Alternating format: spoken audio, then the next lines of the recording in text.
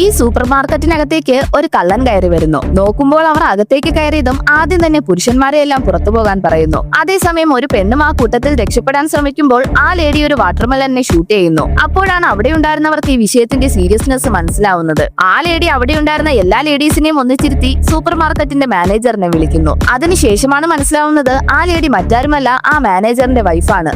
Actually അവരവിടെ മോഷ്ടിക്കാനായി വന്നതല്ല, അവരുടെ ഹസ്ബൻഡുമായി അഫെയറിലുള്ള പെണ്ണിനെ കണ്ടുപിടിക്കാനായാണ് വന്നത്. പക്ഷെ മാനേജർ അവൻ ആരുമായും അഫെയറിലല്ലെന്ന് പറയുന്നു. അതുമാത്രമല്ല തന്റെ വൈഫിന് മെന്റൽ ഇഷ്യൂസ് ഉണ്ടെന്ന് പറയുന്നു. അവൾ ഒരു കാലിൽ ഷൂവും ഒരു കാലിൽ ചെരുപ്പും ഇട്ടിരിക്കുന്നത് കാണിക്കുന്നു. അത് കണ്ടതും അവിടെയുണ്ടായിരുന്ന എല്ലാവരും അവൻ പറയുന്നത് വിശ്വസിക്കുന്നു. അതുകൊണ്ട് ദേഷ്യം വന്ന ആ ലേഡി ഗണ്ണെടുത്ത് തന്റെ ഹസ്ബൻഡിനെ ഷൂട്ട് ചെയ്യാൻ പോകുന്നു. ഭാഗ്യത്തിന് ആ കൂട്ടത്തിലുണ്ടായിരുന്ന സ്ട്രോങ് ആയ ഒരു ലേഡി കറക്റ്റ് ടൈമിൽ ഒരു ഇറച്ചി കഷ്ണം എടുത്ത് ആ മാനേജറിനെ എറിഞ്ഞു വീഴ്ത്തുന്നു. അത് കാരണം അയാൾ ആ ബുള്ളറ്റിൽ നിന്ന് രക്ഷപ്പെട്ടത് കൊണ്ട് വൈഫ് ആ ലേഡിയുടെ നേരെ ഗണ്ണ് തിരിക്കുന്നു. പക്ഷെ ആ ലേഡി എന്നെ ഷൂട്ട് ചെയ്യുന്നതിനേക്കാൾ നിങ്ങൾ വന്ന ജോലിയാണ് പ്രധാനമെന്ന് പറഞ്ഞ് അവരെ ഡൈവേർട്ട് ചെയ്യുന്നു. അതേസമയം മാനേജർ അപ്പോഴും താൻ ചെയ്ത തെറ്റ് സമ്മതിക്കുന്നില്ല. അതുകൊണ്ട് അവന്റെ വൈഫ് എന്ത് ചെയ്യുമെന്നറിയാതെ ആ കൂട്ടത്തിലുണ്ടായിരുന്ന ഒരു പെണ്ണിന്റെ അപ്പിയറൻസ് വെച്ച് അവളാണ് അതെന്ന് പറയുന്നു. ആ പെണ്ണ് പേടിച്ചിരിക്കുമ്പോൾ അവിടെ ഉണ്ടായിരുന്ന സാഷ എന്ന പെണ്ണ് അത് അവളല്ലെന്ന് വിളിച്ചു പറയുന്നു. ഉടനെ ആ ലേഡിക്ക് സാഷയെ സംശയം തോന്നുന്നു. പക്ഷെ അതിനുശേഷമാണ് മനസ്സിലാവുന്നത് സാഷ അവരെ സഹായിക്കാനാണ് മുന്നോട്ട് വന്നത്. അപ്പോഴാണ് ആ ലേഡി ഒരു കാര്യം പറയുന്നത്. അവരുടെ ഹസ്ബൻഡും പാർട്ണറും കുറച്ചു നേരത്തിന് മുൻപ് ബാക്ക് എൻട്രൻസ് വഴി സൂപ്പർ മാർക്കറ്റിനകത്തേക്ക് വന്നിരുന്നു. പക്ഷെ ആ ലേഡി അവളെ കാണുന്നതിനുള്ളിൽ ഒരു ട്രക്ക് വന്നവളെ മറയ്ക്കുന്നു.